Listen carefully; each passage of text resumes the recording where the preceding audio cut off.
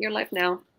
Great. Thanks, Diana. Hello, everyone. Sorry for the delay. Some minor whatever. It's late in the day, I suppose. Not if you're in BC, though. It's just around dinner time. So welcome, everyone. Thanks for dropping in. We're going to talk a bit about scholarships over the next half hour, 45 minutes. And yeah, so I think what we'll try to do, because I believe there is a bit of a delay from when I'm talking to when you're hearing me. So we'll do questions maybe halfway through or at the end. Again, thanks. I hope it's been a good day. There's been lots of great content. I've sat in on a lot of the presentations. I hope you've come away with something you've learned and you can take with you to help make decisions about education, scholarships, careers, etc. So let's jump in. Great. So we talked, some of you may have been in the School Finder presentation I did last session. So some of the content like this will be the same, but we're not going to spend a lot of time on it. The message here is really, by the way, my name is Chris Wilkins, and I'm the founder and CEO of the School Finder Group, which is the group that manages these sites, as well as the group that puts on the CCUF, this fair. And I have a story, but I won't get into that, as many of you may have heard it in the last session. Suffice to say that I hope, our mission is to help make education affordable for you through Scholarships Canada, but also help you find the right school and program through School Finder and ultimately career, and sort of get going with your life at these early stages. Okay, so the value of post-secondary education. And this is Stats Canada details. I think we're going to make all of these decks available to you if you want to dive down and get into the weeds. But if you go on and get a diploma or a bachelor degree, or ultimately a master's and doctorate, you're going to make more than you would if you only had a high school diploma. And through your lifetime, you're going to make $1 million more. So not bad. Lifetime or career lifetime. So I think these are all based on careers being up to about 65 years old, but we're all going to work longer, as we know. So you're going to make more than that. So is an education worth it? We think it is. And it's not just money. It's that, if you get a diploma, bachelor, master's, doctorate, associate degree, you're going to probably engage better with your environment. You're going to be healthier. You're going to live longer. You're going to be, just a better, in a sense, person. So there's benefits there. And you'll probably be more engaged with your community and all that sort of stuff. So there's some really positive financial and non-financial benefits to getting an education. And, speaking from experience too, I did a master's degree, and my master's degree included studying in the UK and doing exchange programs in France. So if you have the opportunity to get an education, and you can do that in a different culture, it just enriches your life that much more. So, it just adds a certain level of, worldliness, or, it just makes you, it grows your horizons. It opens your eyes. It's fantastic. Okay. This has a bunch of terms here that we just wanted to clear up. And I know Janet in her presentation talked about scholarships versus bursaries, but we use the scholarship as really for any kind of award, but technically a scholarship has some merit attached to it. We're going to talk about merit in terms of grades, especially in a minute, but scholarships are about merit. Bursaries are about awards that are given because you're in financial need. An award is a general term, and a grant is something that it's a one-time support for something, and generally not renewable. Okay. This is sort of an overview on what you've got. Often especially when we go away to university, there's going to be costs that you didn't anticipate if you're coming from high school. But you have different sources for funding. There's savings and work. And if you were part of the higher ed points presentation, there are ways to pay. There's all sorts of good stuff there. You have parents and family, you have loans, and you have scholarships and bursary. So you may put together, you may fund your education through a number of different channels. And I know a lot of the universities and colleges now talk about co-op programs and work programs that at the school, where you can augment or make some money to pay for your schooling while you're going to school. We're going to focus on scholarships and bursaries.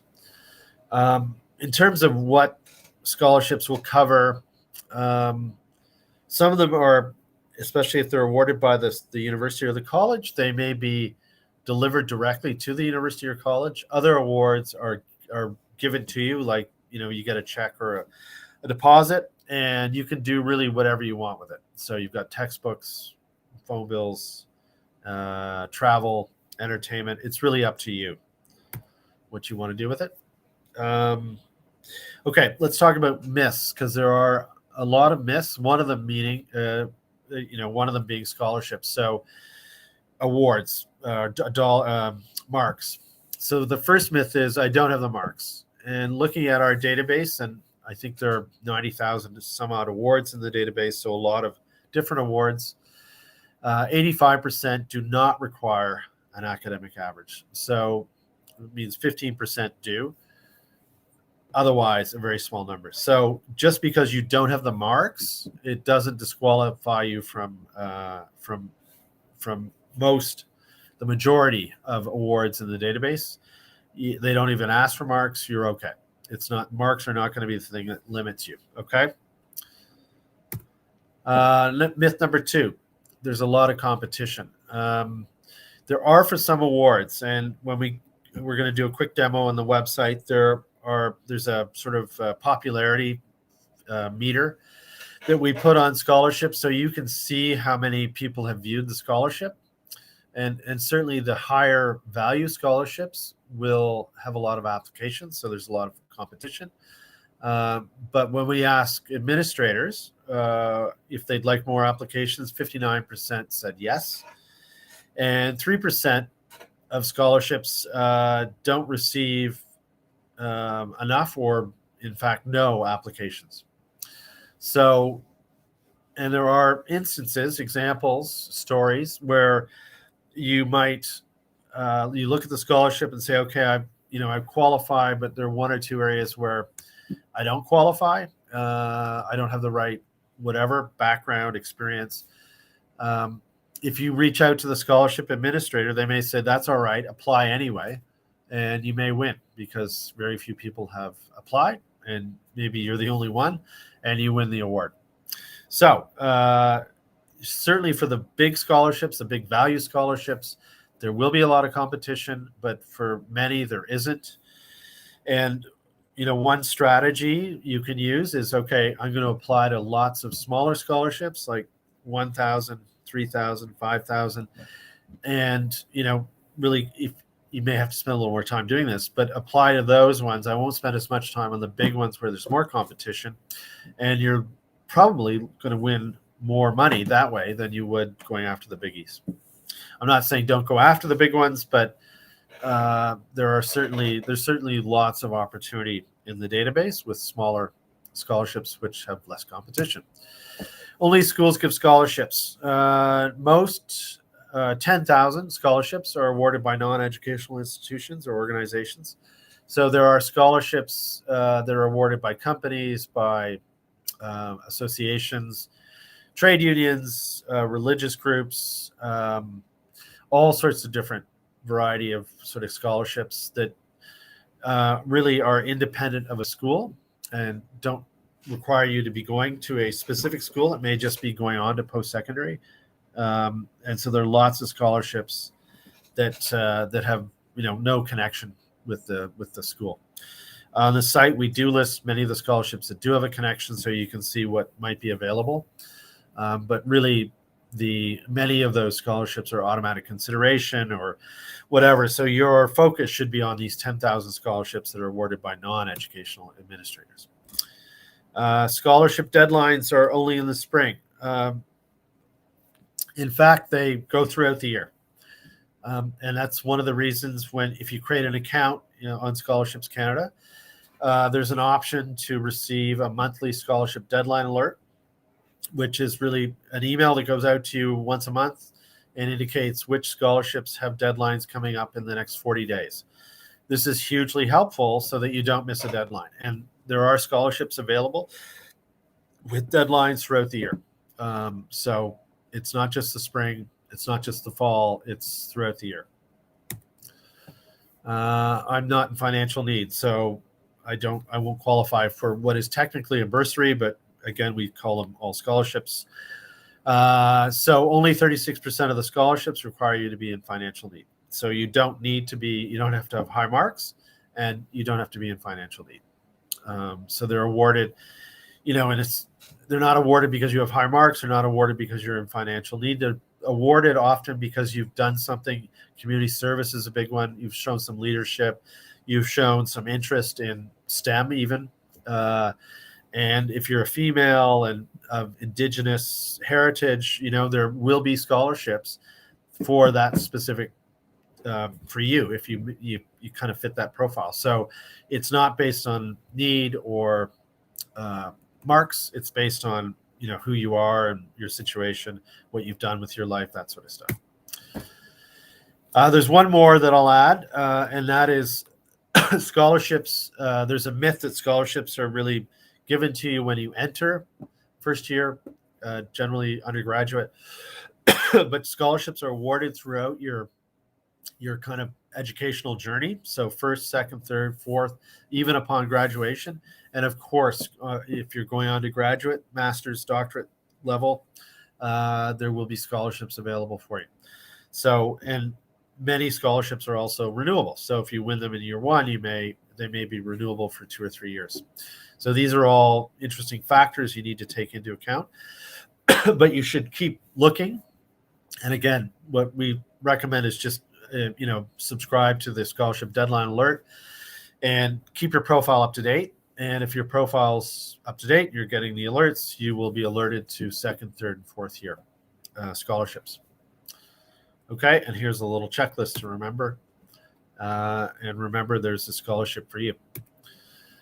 So I think these are sort of random scholarships just to give you a sense of what's available. So this is a retail education scholarship program. If you've got some retail experience, there's a reference letter, no financial need, any year of study, meaning first, second, third, fourth year, diploma or bachelor, doesn't matter whether you're at college or university, it is undergraduate, no academic average, worth $5,000, 18 available. So really the award will be based on your experience and your reference letter in many ways. So great opportunity if you're interested in retail and have some retail experience. Ulster Canadian University Scholarship. This is for kids interested in going to Ulster University, 10 awards every year. So in this case, it's Canadian students specifically. Here's one for study abroad, provided by the University of Calgary, interested in studying communications, media. So specific programs, and many scholarships will be program related. No financial need, worth up to $2,500. These awards are provided by the British Council, and so they're for kids interested in doing a master's degree in the United Kingdom. Fully funded, worth $40,000. So if you're interested in masters, this is an opportunity here. Okay, where to start? And let me just move forward. Yeah, so we'll talk a bit about this and then go online and look at a profile. So it is important to, you can use Scholarships Canada without signing up, without creating an account. And there are ways to kind of go into and look at scholarships, which we'll look at in a minute, keyword search and whatnot. But really with over 90,000 scholarships, it helps to have a profile so the system will do the matching for you. and get you down to a list of whatever 50 or 100 or whatever number that's much more manageable. And then you can, if you create an account, you'll get matched and you can mark the ones you're interested in. You'll get updates, reminders if there's a deadline coming up. So it does help. And it helps to keep this content up to date, like field of study, year of study. Many scholarships are activity related. I mentioned leadership, community service. Those are huge metrics, or like, indicators. A lot of scholarships are looking for that. Volunteer experience. So, there will be scholarships for kids who are interested in field hockey or ring hockey, or tennis or whatever, mainline sports, very esoteric sports and other activities. So keep that up to date. Academic average, keep your grades up to date. That'll help. Heritage, so Indigenous or Chinese, if you're Chinese Canadian, just indicate that, because there will be scholarships, or there may be a scholarship for you based on your heritage, your family's heritage. Affiliation.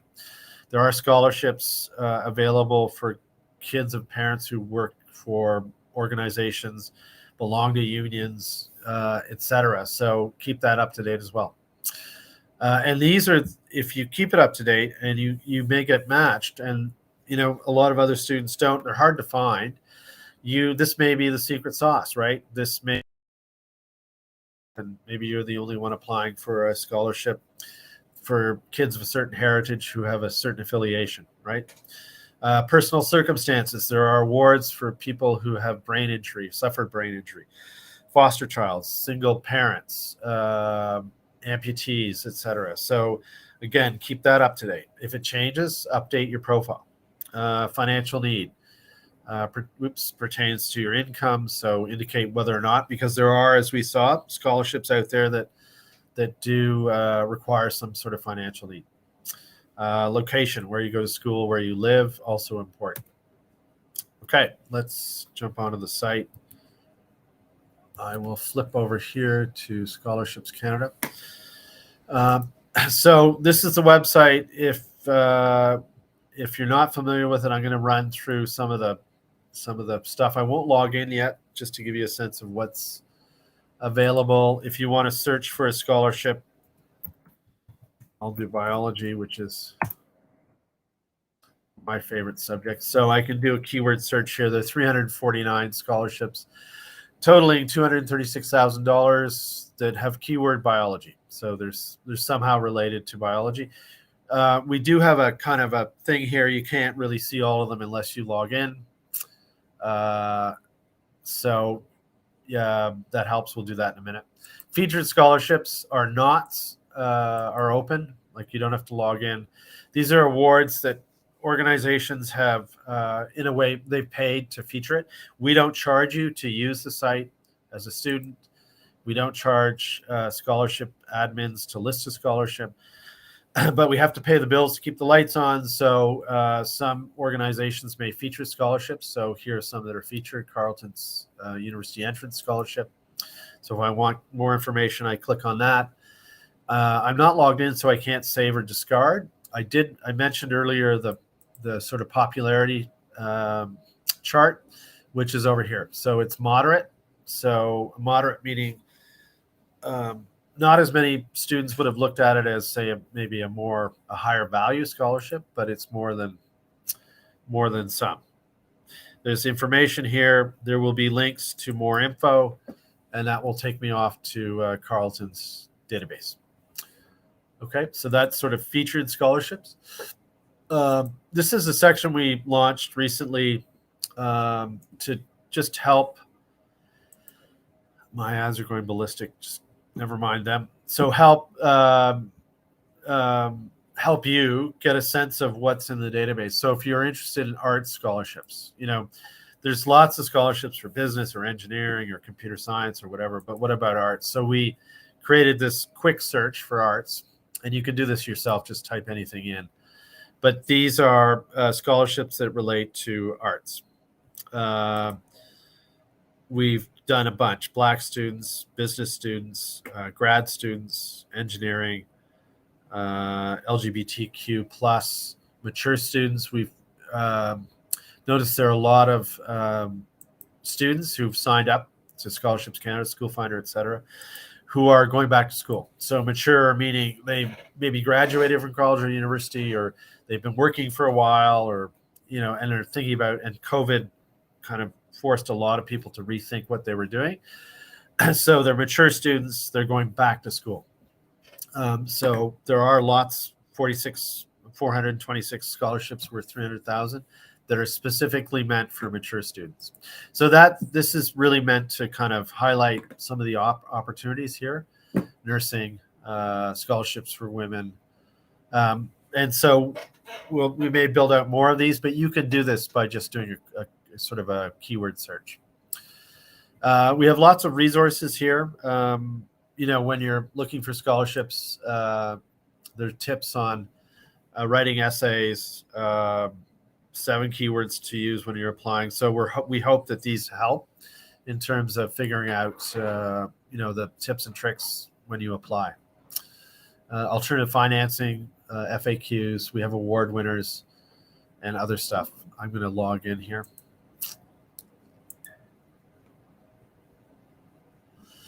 So I've logged in. I have an account already, and my account will work on School Finder. It works on Studying Canada. It'll work across all of our sites. You'll see different things depending on the site you're on. But the profile, which we can look at here, starts with who I am. So when you start the whole process to create a profile, we ask where you're at, high school, interested in undergraduate studies, my contact details, my date of birth, current education, so where I'm at now. There are scholarships available for kids in high school now.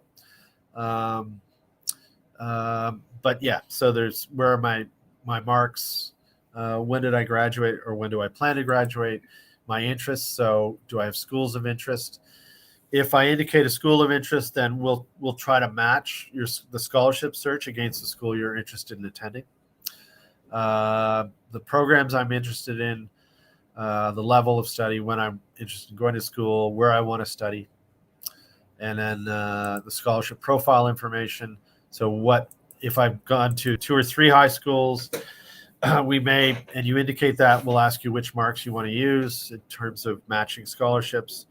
My heritage, so here are the heritage options: extracurricular activities, debate, diving, engineering, equestrian, etc.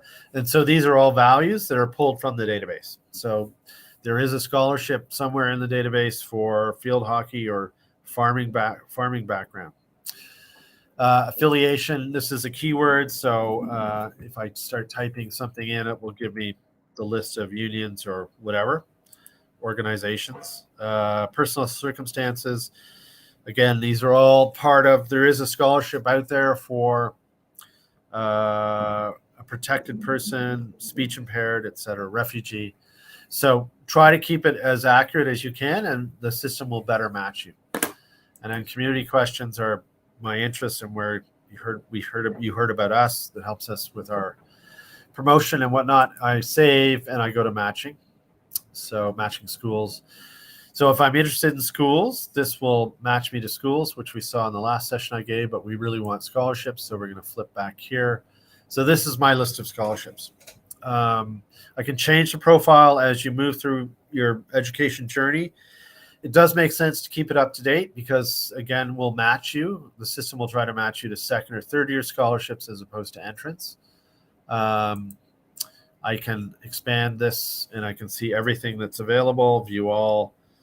So let's say I'm interested in the Hay Tutor Scholarship. I can look at that. If I like it, I can save it. So it will go to my save. If I don't think I want to apply for it, I'm not interested, I can hit discard. And when I'm ready to apply or get more information, you click the button and you're off to the website to get more information. One of the things we're working on is creating a unified scholarship application. So we manage probably a dozen scholarships right now. where we're managing the application for the scholarship administrator. And so we created a portal where you can log in and sort of do all of that. We want to, over the coming years, create a much more integrated, I guess, with scholarships. So you can log in and you can manage your application. You don't have to flip out to another site, but that's not available quite yet. This, by the way, is a very popular scholarship. So let's see why it's popular. Do we know? Maybe because it's easy. Maybe, I don't know. So it's maybe because it's been promoted. But yeah, so I've got my list of scholarships. Let's go back to the dashboard. I've got recommended categories. So based on my profile, I got scholarships with degree type bachelor. So this is sort of a random sorting tool. You can go in and just see what might be available. Accounting by program, accounting scholarships, featured scholarships down here, and offers. So there are offers here that you may be eligible for, and they will be planted here at the bottom. You can still do keyword search. So if you're interested in doing a search by the name, school of study or field of study, or provided by, you can do that. So if you're looking for provided by, let's try TD Bank or RBC. So are these all TD? Yeah. So they may not be TD directly, but it may be someone at a organization that's doing a TD. RBC. Same thing, scholarship program for children of RBC employees. So this is a good example of a situation where an affiliation might make you eligible for a scholarship. Good. Diana, I'm going to take a short break. We're about 13 minutes away from end of presentation. Maybe to answer a few questions. Great. There are any? Yeah, there are quite a few. Okay. Okay. Someone asked, is there a maximum amount of scholarships you can receive? Yeah, and we get that. I think it's in the FAQs. No, the answer is no. There may be situations where, like, a school may have, you may be eligible for, and you might likely win 2 or 3 scholarships from a college or university, but you may have to decide which one to take. But as a rule, no. And Brittany Palmer, who has a scholarship consulting business out in BC, out west, she used the site many years ago, and I remember her talking, and now her business is consulting on how to find and apply to scholarships. She used Scholarships Canada to find, I think, $36,000 in scholarships. There was no ceiling. It came from all sorts of different sources. And her story, which I shared earlier, was that her strategy was to not go after the big ones, go after the small ones. And so she won, like, I don't know, 15 or 20 smaller scholarships totaling $36,000. And that more than paid for her education. So no, there's no ceiling, but depending on what you're getting, you may not be eligible, or you may not win. You may have won them, but you won't win all 3 scholarships from a school. You have to choose one. If that makes sense. Okay. Okay. Next question is, can you search and filter scholarships by how many views they get? So that magic little thing on the right, I don't think you can. I'll make a note of it. No, I don't think you can right now, but it's a really interesting question. It's a good question. A few more, or? Yeah, keep going. Okay. Someone asked, can you apply for scholarships if you're taking a gap year in between high school and university? Yeah, so our scholarships, can you kind of bench them for a year? Defer. You'd have to contact the scholarship administrator. My hunch is probably not, but it's something you should contact the administrator about. I'll make a point of it. I don't know that we collect that. Like, is the scholarship deferrable? I think it's most of them. From what I've seen, are based on you going on to college or university or whatever in the next year. Okay. Next question actually was asked by two different people. Okay. They asked, for the companies that offer scholarships, how do they benefit by giving out money? That's a good question. Scholarships, there's a tax advantage. It could be a tax advantage. So they don't have to pay tax if they're providing the money to students. But I think there's an altruistic motive for many companies, meaning they companies do make money. They want to reinvest that money that they made back in the community by offering scholarships. So it's part of their mission. Not most companies are not bad. They don't want to just hoard the profits, and they want to share them and give back to the community in which they work, and people use their products or services. So it's and then there may be a financial like a tax incentive to do it, but it's altruistic in most cases. If that makes sense. Next one is, as a mature student going back to post-secondary, what availability is there for student scholarship or funding when you perpetually do not meet the age range of 17 to 25 years old? Yeah, so if you're older and going back, there is the featured scholarship, mature student scholarship, quick search here. I can't answer that. I don't know that some of these might not be, firm on the age. Let's just see one here.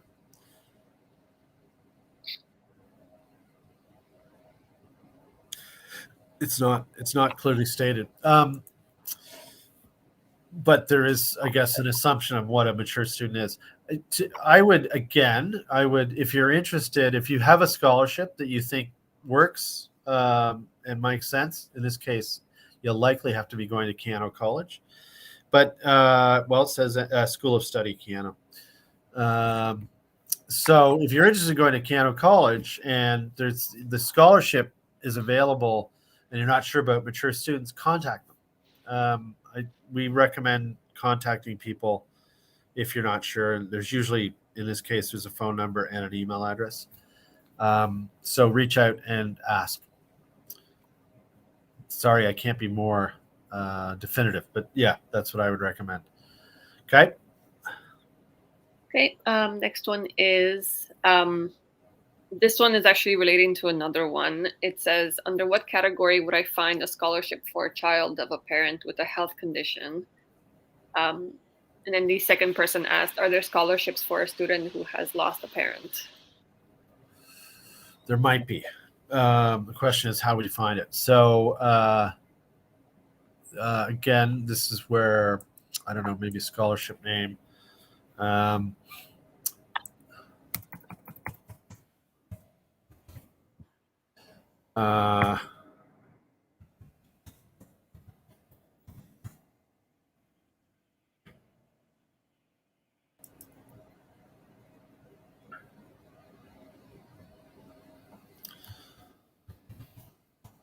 Kind of getting into the weeds here, but is this, maybe it's just parent.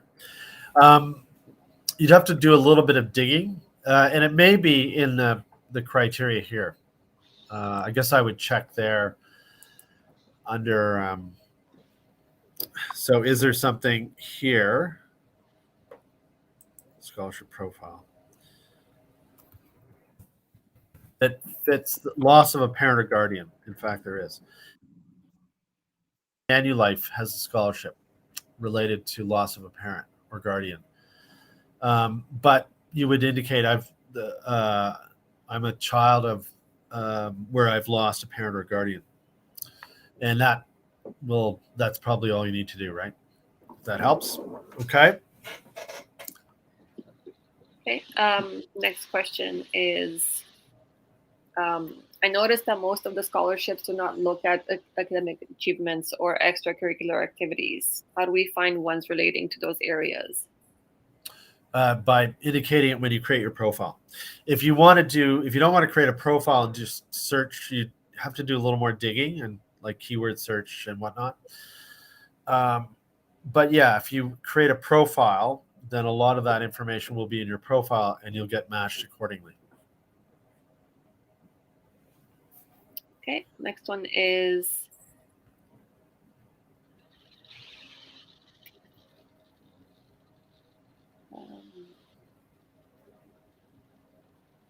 what do those who choose scholarship winners tend to search for the most? So as I mentioned, we manage a dozen or so scholarship programs here. And so we have people involved, including me, in adjudication and reading literally thousands of essays. And it depends on the scholarship. And Janet covered a lot of this in her presentation, Janet McDonald. When you're writing an essay, it's important to, first of all, grammar does matter. So, you don't want to be making grammatical and spelling mistakes. So use spell check. You also want to address whatever the application or the essay is, the question, if you're writing an essay. And you want to figure out what you want to say fairly succinctly, like, not go on, and there's usually a word count, but not go on forever, and address it. Make sure that you're addressing that. We provide on the site, and there may be, let's just see, award winners. We try to provide through award winners information that might help you. There may not be essays that they wrote, but there may be some content here that helps. So this is someone who won the Lorne Award out of Halifax or Nova Scotia. And this person runs a free community tech support service for anyone who needs help. So, if you do a little research here and sort of through other channels, maybe the scholarship website, you may get a better sense of what the award winner, who they were. You may not get their essay, but you'll get a little bit of a bio on them, and that may help. But I think you want to grammar and spell check for sure. Don't submit something that has grammar and spelling mistakes. Be to the point and on point. Address what the criteria are in the scholarship. That would be my recommendation. Okay. Someone else asked, are scholarships from Canadian companies biased towards recipients attending Canadian universities only? No, it's not all the time. There may be entrepreneurs or Canadian companies that maybe they were started by someone who immigrated to Canada, and they may actually be helping students who are going back to that country or of that heritage. So not necessarily. Again, in your profile, if you've got, answer the questions as accurately as you can, you'll be better matched. The next question is, I noticed that the majority of the scholarships are for specific groups of people. What if I am not part of any group? Is there anything I can be eligible for? Yeah. Yes. So I think that sort of means if you're not of a specific heritage or affiliation not every scholarship has an affiliation or heritage attached to it. Some are just really program related. Some are, so it doesn't disqualify you from any. Let's see. Well, Canada's Luckiest Student, there's no affiliation there, and that's a biggie. That's probably got high. What's the value? 60 grand. So that's not, there's no specific anything there.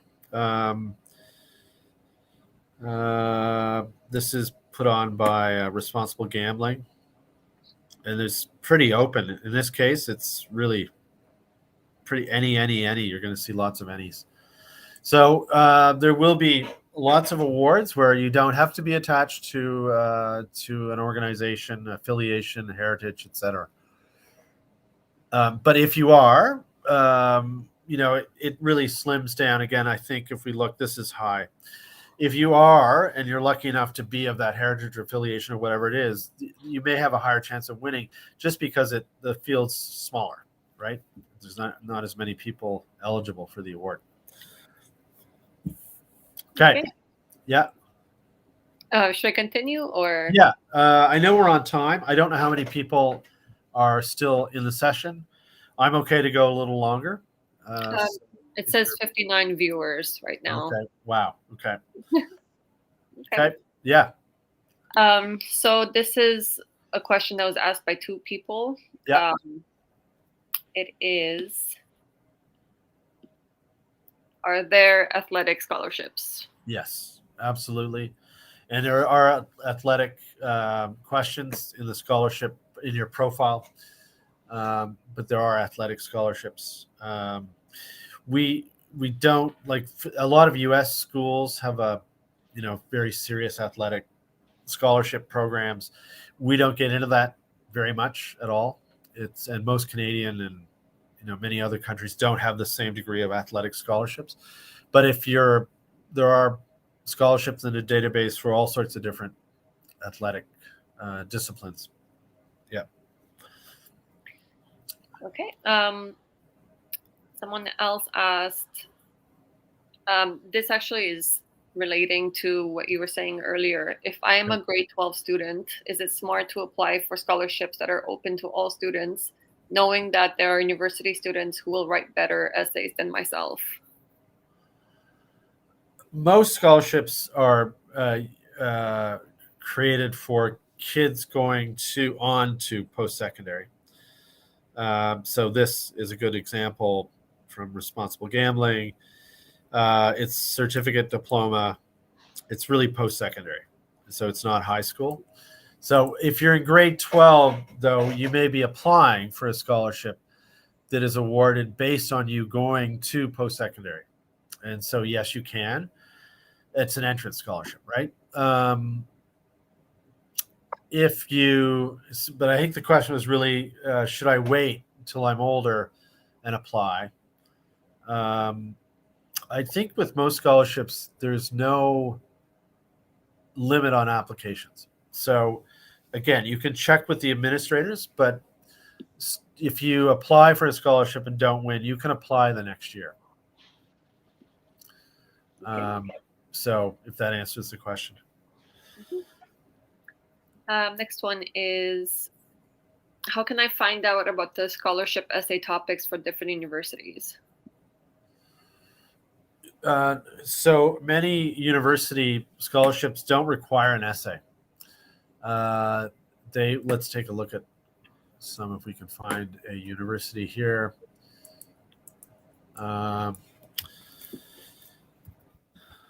So let's look at Western. I think that I don't know if the question is, can I see the essay questions that that people submitted, or whether it's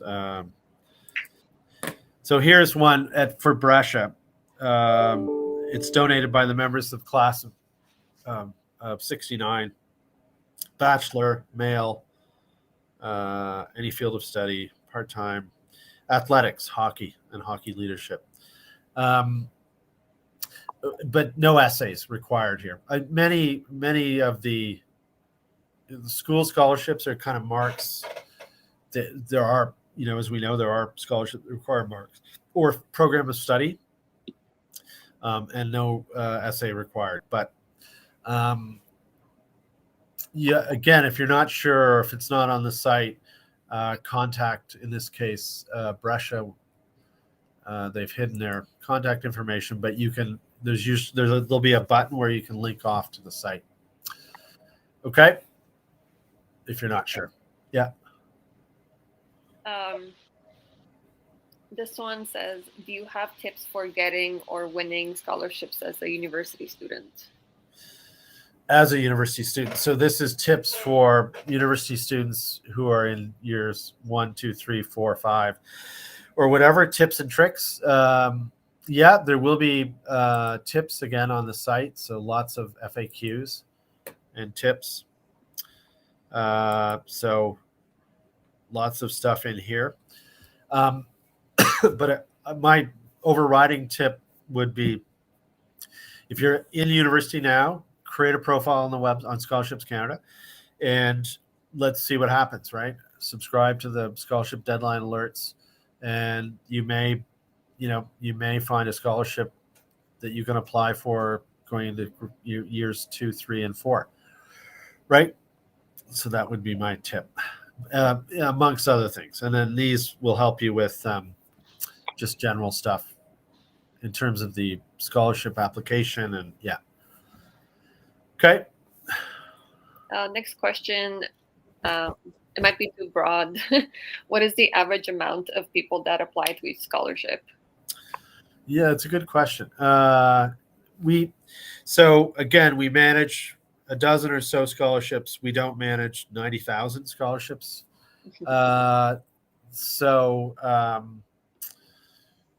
We can tell kind of through the scholarship, the views here. We can kind of get a sense of it, but that doesn't mean applications. Earlier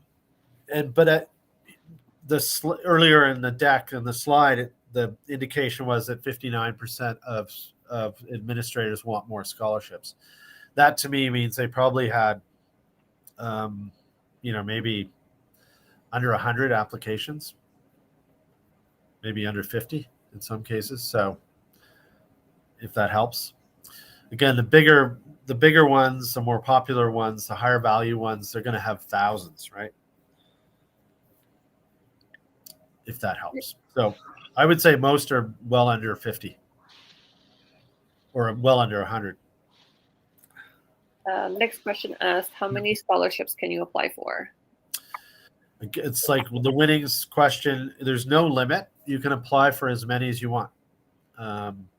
Again, at a college or university, at Brescia College, for instance, you may not be able to, you can apply to all sorts, but they may have a rule about awarding. They're not going to award all their scholarships to one person, right? So they may have a limit. If you're not sure, if it's not clear, contact the organization. With the companies that we work with, they may be offering 6 scholarships like De Beers for women who have an interest in STEM and a heritage, Indigenous heritage, but you can't win all 6. You have, you're going to apply. There's 6 awarded. If you win, you're going to be one of the 6 winners. So often that's how companies organize their scholarships. It's or knowledge first. If you're a knowledge first, if you're part of their program, you could win a college-bound student scholarship. You could win a university and win a grad school, but you can't win all 3. Right? Does that make sense? Okay. Next one. Are there many or any scholarships for students that are studying outside of Canada? Yeah, absolutely. And that's an option. You can say you're studying outside of Canada. There have been a lot of, at the event today, there were UK, US, and other schools from other countries, and they will all have some sort of scholarship scheme. So if it's not in the database, and our database won't be quite as strong for those schools, contact the school that you're interested in studying in, or maybe the consulate, or the British Council offers scholarships, as we saw a minute ago. So do a little bit of digging and you'll find them, but there are definitely scholarships for students studying outside of Canada. Next one is, How can you tell if you and your family are in financial need? That may be defined, but it often, I don't know if there's an absolute number. But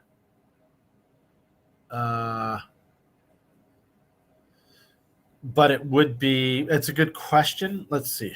There may be something on FAQ. I won't dive into it, but you may find something here. Probably in FAQs.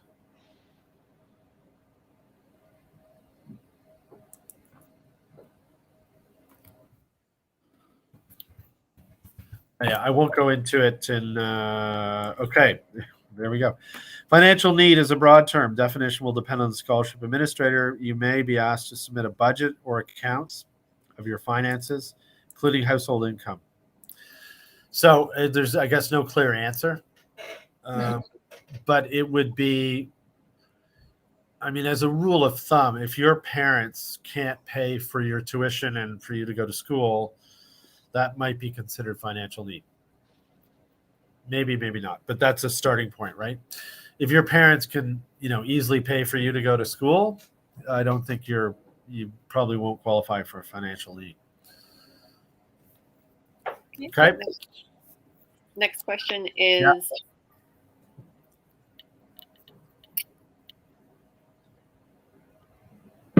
how does the popularity meter work?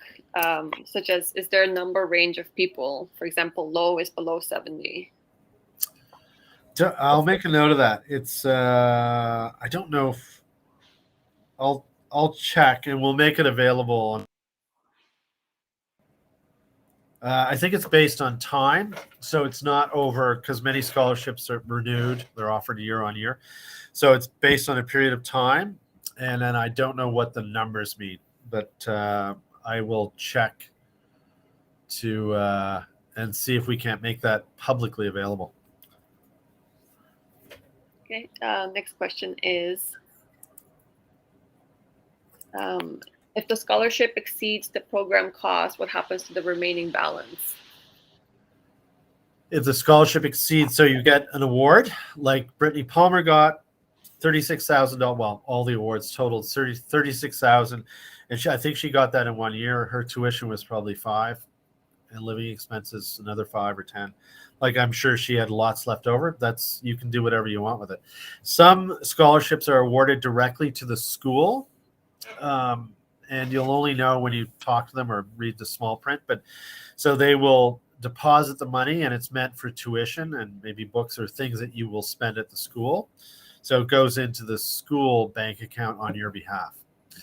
But the non-academic ones, as a rule, are delivered directly to you. Get a check, and you can really do whatever you want with it.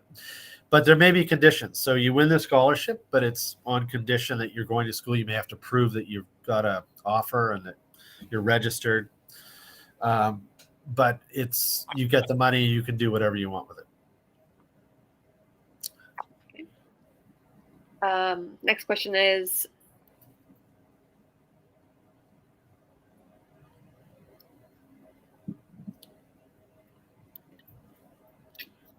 this one's actually asked by a few people. It says, if you get a scholarship and you decide to take a gap year, do you lose the scholarship?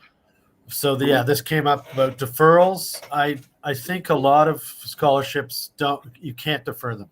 Like, you can, many offers from a college or university, you can defer it. You can say, I want to, again, you have to check with the school, but you can say, I want to take a gap year. Can I accept the offer next year? I think with scholarships, it's pretty much contingent on you going on to school. Unless there are some, I think the Optus Award, there are some awards, I think RBC had some awards that were actually awarded to students who were doing something other than school or were doing part-time but in most cases, it will be, you will have to be going on to school to receive the award. You can't defer it. Okay. Next question is, how many scholarships do you recommend we apply to? Yeah, so at some point, if you're potentially eligible for 50 scholarships, do you spend time applying to all 50? It's a cost, it's a cost benefit analysis. You have to say, okay, well, to apply to 50, it may take a couple of hours for some of them. Maybe some are easier. Maybe you can reuse some of the content, like certainly the reference letters, and maybe some of the essays are reusable. But yeah, Brittany again was such a great example. I think, as I said, it was 10 to 15. I'm not sure. It depends. You might want to go over that, like if you can find 20 or 30 to apply to. But you have to consider the time it takes to apply. That's all. But I would consider, as opposed to, we just saw the Canada's Luckiest Student for 60 grand. And there are other scholarships out there that are, a lot of money. But, the time you invest in the application and the chances of winning, you have to offset that against applying to 10 or 15 that are smaller and have fewer, less popular. You might want to spend time on those 10 or 15. Do you go to 25? It's up to you. Next question. Yep. Sorry. No, that's I'm good. Yeah. What's next? Next question is, do you have any scholarships for trade schools? Yeah. For trade schools, meaning career college, TRIOS, whatever. Yes, we would. Let me see if you can find them. Provided by. Here we go. Oops, I gotta get rid of Western. Let's see what we've got. So here's one for high school from TRIOS, high school graduate bursary. So financial need of some sort, right?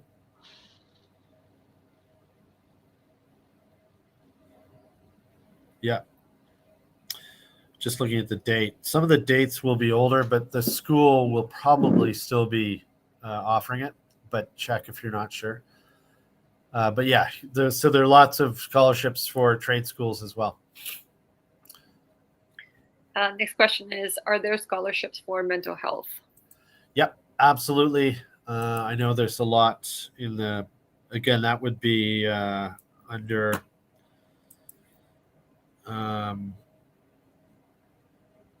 personal circumstances, mental illness, and there will be others that kind of relate to mental health. Yep. Next question is, could I earn scholarships from universities even if I don't apply to them? No, not as a rule. Like some universities and colleges will manage scholarship money, maybe from an alumni from a graduating year or from a benefactor who's provided money to the university and says, okay, I want this money to go to a student that is going to maybe the university where I went to, but 3 or 4 other universities, but generally, if the university or college is providing the scholarship and managing it, the requirement will be you go to that university or college. Generally. Again, if you're not sure, check, but generally. Well, it will say in the scholarship listing too. So if we go back here and look at Carleton, this is a scholarship for kids going to Carleton. It's renewable for 3 years. So as some scholarships, you can keep winning for 3 years. Number of scholarships, unlimited, 4,000 for 4 years, renewable if you keep that average. But School of Study is Carleton University. So you got to be going to Carleton. Okay. Should I continue? Yeah. Are there still people in the session? Yeah, it says 43 viewers. Wow. So maybe we should do a separate session. Let's go 3 more questions. Okay.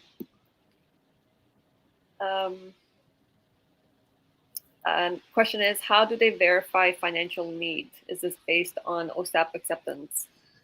Actually, that would we looked at financial need a bit earlier in the FAQ, but yeah, it's a broad term. But yeah, that's a very good point. If you are eligible for OSAP or the provincial loans, then you would likely be eligible. That would be financial need. Okay. As a rule of thumb, it's still worth double checking, but as a rule of thumb, yes. Another question is, are there fees to apply to scholarships and or bursaries? As a rule, no. And if there are fees, really double check, because if someone is and we vet the scholarships and the schools that are listed on the site, and there are people out there that will charge, right, $100, you can apply for this scholarship, but it's often a scam. So if you're being asked to provide money to apply for a scholarship, really double check, make sure it's not a scam. Okay, and one more question. Yep. I'm not sure this question is, what amount would be the least competitive but highest paying scholarship? Yeah, so it's like a $500 scholarship might not be so popular because it's $500. We do have some data on the average amount of scholarships and whatnot, or what the high and the low is. Yeah, again, going back to Brittany's strategy, I think she looked at the certainly the $1,500 scholarships, which may not be very attractive, because people say, "Oh, it's only $1,500. I'm not going to apply." Right?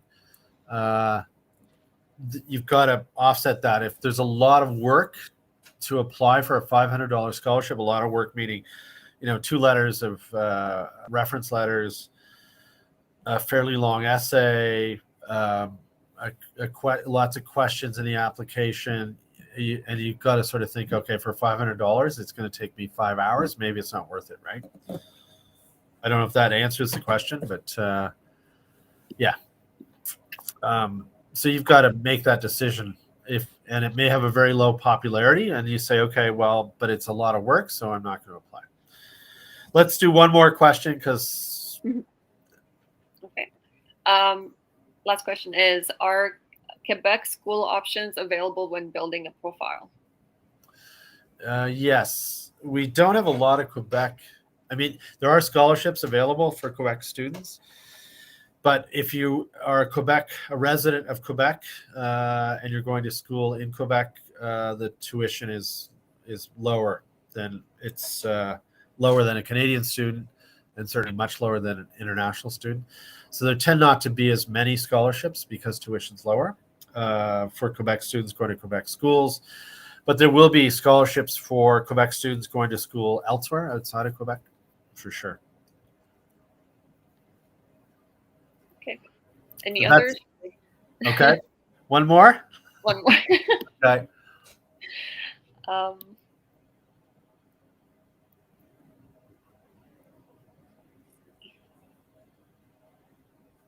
Could bursaries be called scholarships even though they are not? Yeah. So again, Scholarships Canada is our, we call any award a scholarship. Technically speaking, a scholarship is based on merit. A bursary is based on financial need. So there are, and I think it's in the FAQs. So here it is. So, a scholarship is it's meant to be for merit, for marks, right? Bursaries meant to be financial need. A loan is something you pay back, right? So here's some information on that. Okay. So these presentations will be made available, so you can go back to them. But I think too, we'll distribute maybe if we haven't answered, if there's still a lot of questions to answer, maybe we can put together an FAQ for everyone and distribute that as well. But otherwise, how many do we have left, Diana? I would say we have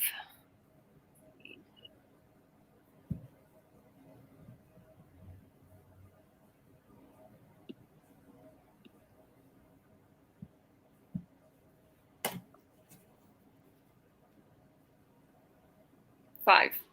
5 people. Oh, 5 questions. 5 questions. Ah, okay. Let's try and do it. Let's get it done. How many people in the event in the presentation? It says 36. Okay, let's see if we can do it. Okay.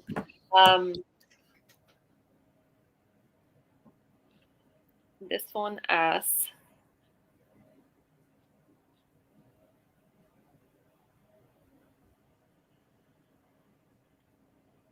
where can I find information on European, UK, and Swiss scholarships? So if studying in the UK or elsewhere outside of Canada, you can start with the school. So they may have a scholarship or information on scholarships. I know Sussex was here. University of Sussex was presenting, and we don't have any information here. So again, the database won't be as strong for UK or even US, but I would start with British Council. Start with universities that you're interested in. There may also the consulate or the embassy for US scholarships, Education USA. So there will be sources where you can find out more information specifically for that country. But start with the school, and they'll point you in the right direction. Okay, next. Next question.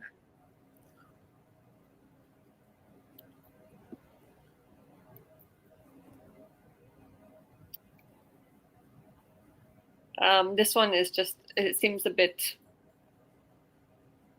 yeah, this one is, are there any scholarships based on academic merit?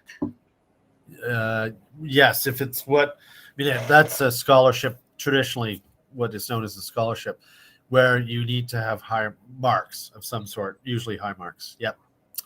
And there are 15% of the scholarships do require some sort of high marks, usually high marks. Yep. Okay. Okay. I think that might be it. Okay. Yeah. So, so thank you, everyone, for your time. If you're on the East Coast, it's later. If you're on the West Coast, it's not so late. And I know we had some people from Europe and elsewhere around the world. So thank you all for attending. I hope the event was helpful. We will leave the portal open so you can come back in. I don't know how long we'll leave it open for, certainly a month. So you can see the recordings. We'll be emailing everyone with and as I said, there's lots of good content here. And I did a earlier session on both School Finder and Scholarships Canada. And I think we used to do webinars, like once a month we do a kind of a presentation on something. I think there's room to maybe bring that back and do that again. So we'll let you know when those events are. So we might try to carve out an hour where we can go into some of the scholarship stuff and answer the questions. We may have a little more time to answer those questions, but yeah. So thank you again. And Diana, thank you. No problem. For all the support today. And I think that's it. It's a wrap. Great. Okay. See you all later. Good luck.